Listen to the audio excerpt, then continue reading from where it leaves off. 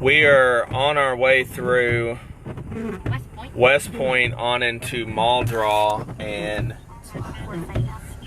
we're asking for everybody's prayers.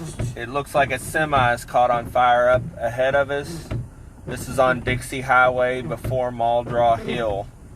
The flames just keep getting bigger. Thank the Lord it's raining, so the trees aren't catching on fire, but we just ask everybody to pray with us.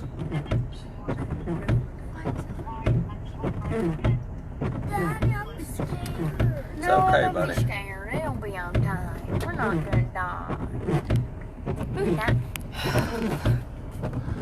This is Dixie Highway before Muldraugh. A trailer is on fire. Semi truck. It's starting to go down. Thank you, Jesus. Thank you, Jesus.